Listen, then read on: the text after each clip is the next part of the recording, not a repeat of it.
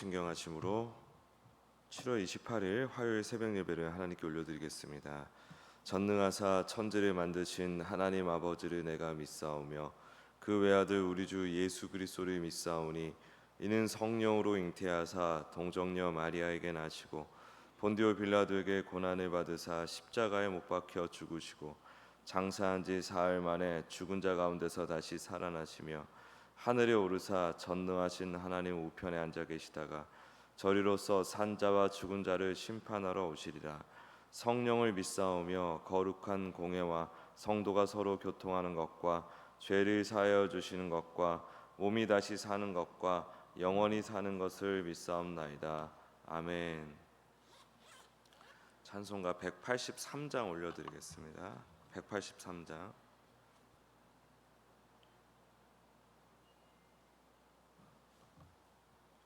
찬송가 183장 같이 올려드리겠습니다. 빈들의 마른 풀같이 시들은 나의 영혼 주님이 약속한 성령 간절히 기다리네. 가물어 메마른 땅에 단비를 내리시듯 성령의 단비를 부어 새 생명 주옵소서. 반가운 빗소리 들려 산천이 춤을 추네. 봄비로 내리는 성령 내게도 주옵소서. 가물어 메마른 땅에 단비를 내리시듯 성령의 단비를 부어 새 생명 주옵소서. 절 따라 우로를 내려 초목이 무성하니 갈급한 내 심령 위에 성령을 부소서. 가물어 메마른 땅에 단비를 내리시듯 성령의 단비를 부어 새 생명 주옵소서. 참되신 사랑의 언약 어길 수 있사오랴. 오늘의 흡족한 은혜 주실 줄 믿습니다. 가물어 메마른 땅에 단비를 내리시듯 성령의 단비를 부어 새 생명 주옵소서. 아멘. 우리 시간 같이 기도하실 때 지난 토요일 주일 중고등부 청년부 여름 수련회를 은혜 가운데 잘 마쳤습니다. 이에 대해 감사 기도를 올리기 원하고요. 또 청년부와 우리 주일학교, 유치부, 유초등부, 중고등부 모든 자녀들, 지체들의 인격과 믿음이 더욱 성숙해질 수 있도록 청년부와 주일학교를 위해서 기도하기 원합니다. 또한 베네수엘라 지진 피해가 속히 잘 복구되기 원하고 우리 반석교회를 포함한 여러 구제의 손길이 많은 도움이 되게 해달라고 우리 주여 한번 부르고 기도드리겠습니다. 주여. 주님 감사합니다. 오늘도 주님의 은혜 가운데 이 자리에 모였습니다. 주님 함께해 주심을 감사합니다. 아버지 하나님, 주님 우리가 생각하건대 우리의 부흥 우리가 어떻게 하면 잘 될 것인가 오직 주님의 역사 외에 없습니다. 또 주님께서 주시는 지혜 외에 없습니다. 우리 청년부 주일학교 주님께서 주관하여 주지 않으시면 또 우리가 기쁨으로 동참하는 은혜가 없다면 어떻게 우리가 부흥할 수 있겠습니까? 주님 은혜를 주시옵소서. 많은 부족한 부분들이 보일 수 있습니다. 아버지 계속해서 개선해 나가기 원합니다. 은혜를 주시옵소서. 베네수엘라 지진 피해 주님 속히 잘 복구될 수 있도록 인도하여 주시옵소서. 역사하여 주시옵소서. 또 지금 전 세계 전쟁과 기근 또 자연 재해로 인해서 신음하는 곳이 참 많습니다. 주님 불쌍히 여겨 주시옵소서. 우리나라도 이번 또 장마 또 무더위에 아버지 어떤 부상 아픈 분들이 속출하고 있는데 주님 불쌍히 여기시고 회복시켜 주시옵소서. 인도하여 주시옵소서. 하나님, 오늘도 이 자리에 모이 계심을 감사합니다. 주님의 은혜를 붙들기 원합니다. 우리 마음에 여러 가지 부정적인 것들이 다시금 차오를 수 있습니다. 주님, 그런 것들 밀어내고 성령님으로 채워지는 이 시간 될 수 있도록 축복하여 주시옵소서. 감사드리며 예수님의 이름으로 기도드립니다. 아멘. 오늘 하나님 말씀은 창세기 49장 29절에서 50장 14절까지의 말씀입니다. 창세기 49장 29절에서 50장 14절까지의 말씀입니다. 창세기 49장 29절 같이 읽겠습니다. 시작. 그가 그들에게 명하여 이르되 내가 내 조상들에게로 돌아가리니 나를 햇사람 에브론의 밭에 있는 굴에 우리 선조와 함께 장사하라. 이 굴은 가나안 땅 마므레 앞 막벨라 밭에 있는 것이라. 아브라함이 햇사람 에브론에게서 밭과 함께 사서 그의 매장지를 삼았으므로 아브라함과 그의 아내 사라가 거기 장사되었고 이삭과 그의 아내 리브가도 거기 장사되었으며 나도 레아를 그곳에 장사하였노라. 이 밭과 거기 있는 굴은 햇사람에게서 산 것이니라. 야곱이 이들에게 명하기를 마치고 그 발을 침상에 모으고 숨을 거두니 그의 백성에게로 돌아갔더라. 요셉이 그의 아버지 얼굴에 굽으려 울며 입맞추고 그 수종들은 의원에게 명하여 아버지의 몸을 향으로 처리하게 하며 의원이 이스라엘에게 그대로 하되 40일이 걸렸으니 향으로 처리하는 데는 이 날수가 걸림이며 애굽 사람들은 70일 동안 그를 위하여 곡하였더라.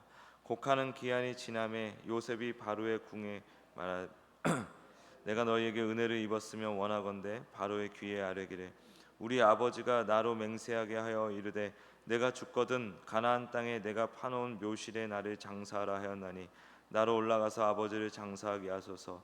내가 다시 오리이다 하라 하였더니 바로가 이르되 그가 내게 시킨 맹세대로 올라가서 내 아버지를 장사하라. 요셉이 자기 아버지를 장사하러 올라가니 바로의 모든 신하와 바로 궁의 원로들과 애굽 땅의 모든 원로와 요셉의 온 집과 그의 형제들과 그의 아버지의 집이 그와 함께 올라가고 그들의 어린 아이들과 양떼와 소떼만 고센 땅에 남겼으며 병거와 기병이 요셉을 따라 올라가니 그 때가 심히 컸더라.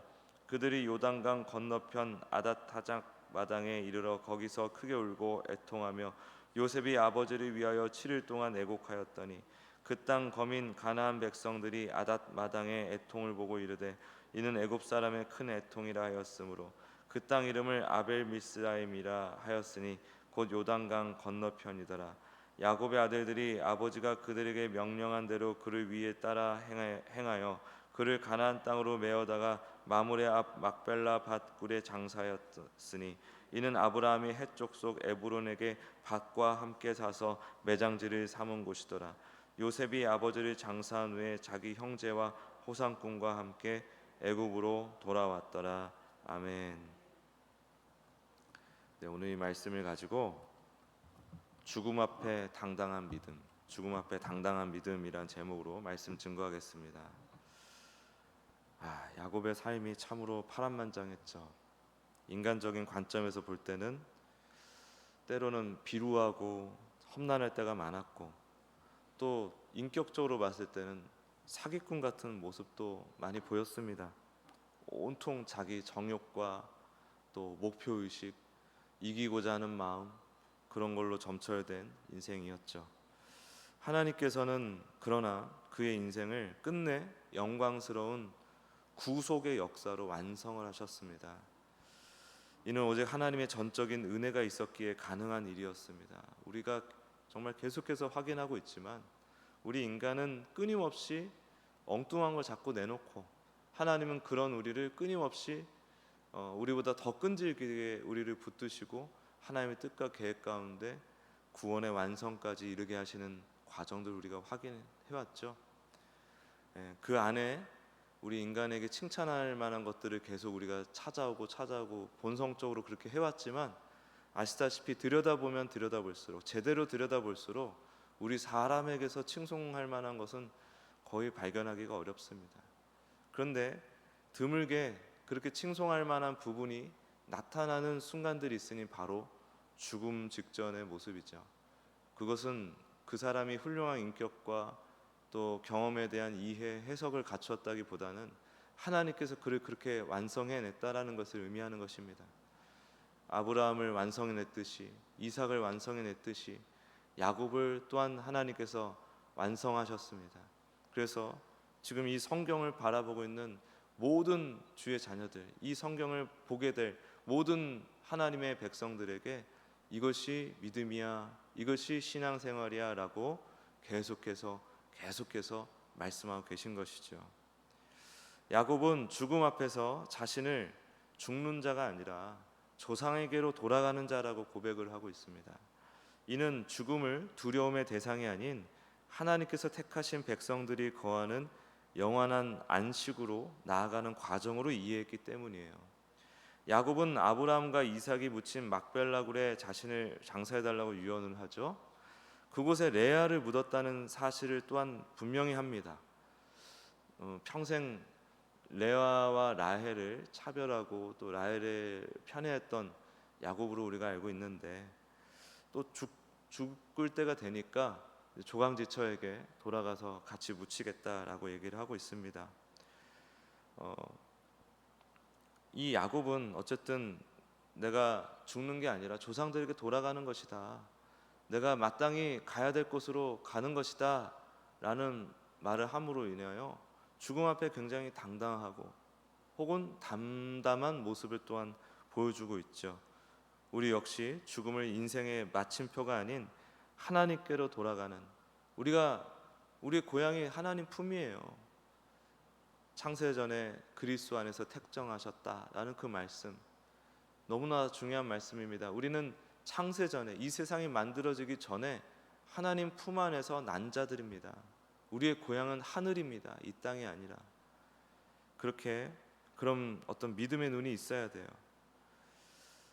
우리는 이 땅에 나그네로 왔죠. 각각의 때에 이 세상에 어떤 목적을 가지고 보냄을 받았습니다. 그 가장 중요한 목적이 뭐냐면, 이 세상을 통해서 우리에게 주어진 이 삶을 통해서 바로 하나님을 만나는 거예요.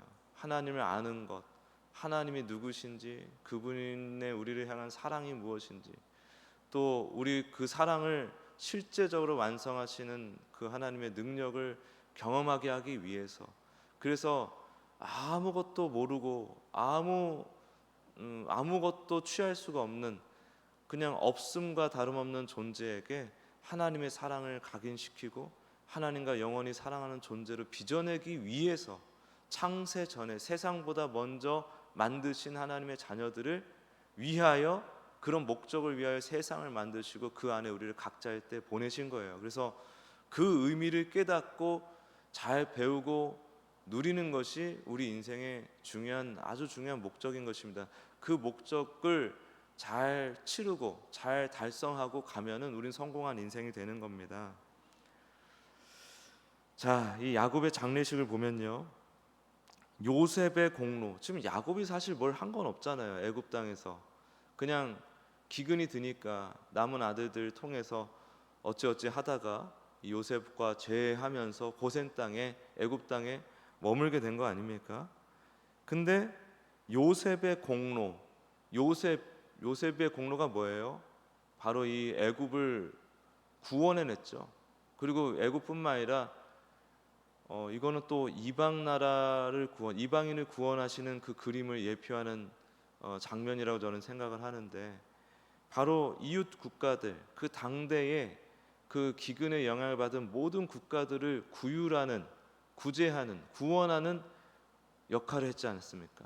요셉이 없었으면 애굽도 다 죽었을 것이고 가나안 땅이든 어느 땅이든 다 굶어 죽었을 거예요. 요셉이 그 시대를 구원했습니다. 그 시대를 구원했어요. 그 요셉의 공로예요. 그런데 이 요셉의 공로가 아버지 야곱에게 전가가 되어서 이 야곱이 죽었는데 애굽의 왕에 준하는 대우를 받게 됩니다.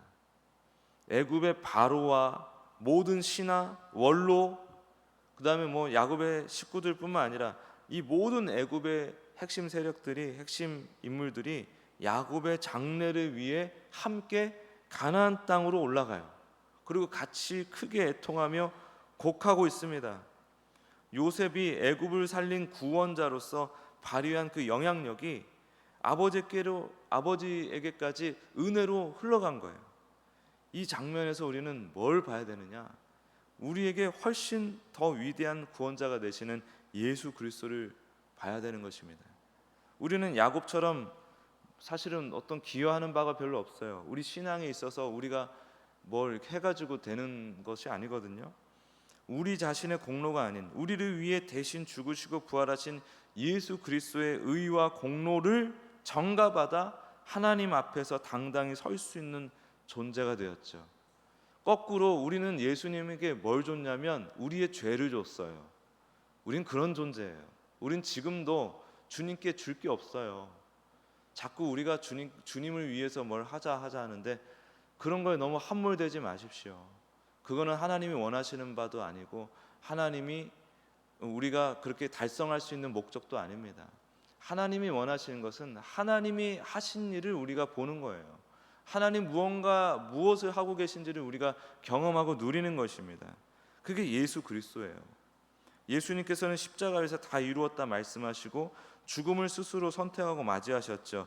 야곱이 죽음 앞에서 담대할 수 있었던 것은 숱한 고난과 시련의 인생 가운데, 또 그게 또 뭐 억울해서 당한 시련들이었습니까? 다 야곱이 자기 발등 자기가 찍으면서 이렇게 경험해온 시련들이었지 않습니까? 그렇게 끊임없이 가시와 엉겅퀴를 생산해낼 수밖에 없는 그런 인생 가운데 역사하신 하나님을 깊이 세심하게 꾸준하게 경험하면서 하나님의 언약과 장차 오실 그리스도의 은혜를 신뢰하게 됐어요. 야곱이 하나님의 은혜로 인해서 그렇게 성숙한 자로 빚어지게 된 거예요. 마찬가지로 우리의 인생이 죄로 점철되어 있을지라도 우리를 위해 이 고통의 죽음, 죄의 대가를 감당하신 예수님의 공로를 우리가 의지하며 나아갈 때 우리도 이 야곱과 같이 성숙해져서 죽음으로 그냥 단순한 육신의 끝으로 바라보는 것이 아니라 새로운 영원한 왕으로서의 삶의 시작임을 우리가 생각하며 죽음 앞에 당당할 수 있다는 사실을 기억해야 되는 것입니다. 결론적으로 우리는 매일의 삶을 살아갈 때 죽음을 염두에 둬야 됩니다. 죽음을 기억하고 생각하는 자가 비로소 오늘을 의미 있게 살 수 있게 돼요. 크리스찬이 죽음을 기억한다는 건 부활하신 예수 그리스도를 생각한다는 것입니다. 우리의 인생이 때로는 철없고 어리석어 보일지라도, 때로는이 아니라 항상 그래. 사실은 우리 성도들은 죽음의 순간까지 하나님 안에서 그럼에도 불구하고 거룩해져 가는 존재라는 사실, 예수 그리스도의 은혜 안에서 지금도 하나님은 우리를 그렇게 빚어간다는 사실을 우리가 기억하며 하나님께서 허락해 주신 이 오늘이라는 시간을 다른 데 허비하지 말고 가장 먼저 우리를 위해 죽으시고 우리를 구원하신 예수 그리스도를 깊이 묵상하면서 그의 나라와 의를 받아 누리면서 예수님을 위해 예수님과 함께 살아가는 저와 여러분이 되기를 간절히 소망합니다. 기도하겠습니다. 하나님, 죽음 앞에 당당한 믿음, 우리가 그렇게 결단한다고 되는 것이 아니요, 하나님께서 우리를 예수 그리스도 안에서 믿음이 장성한 자로 빚어내시는 그 은혜를 통하여 우리가 가질 수 있는 믿음임을 이 시간 생각하였습니다. 주님, 그래서 우리가 이렇게 해야 된다 저렇게 해야 된다 그런 어떤 형식과 행위에 몰입되어 있는 삶을 넘어서서 오직 예수 그리스도와 함께하는 삶이 되게 도와 주시옵소서. 예수님 안에서 우리가 그렇게 주님 앞에서 장성한 믿음의 사람으로 빚어질 수 있다는 사실을 기억하며 오직 오늘 예수님만 붙들고 바라보고 함께하는 우리 모두가 될 수 있도록 축복하여 주시옵소서. 감사드리며 예수님의 이름으로 기도드립니다. 아멘.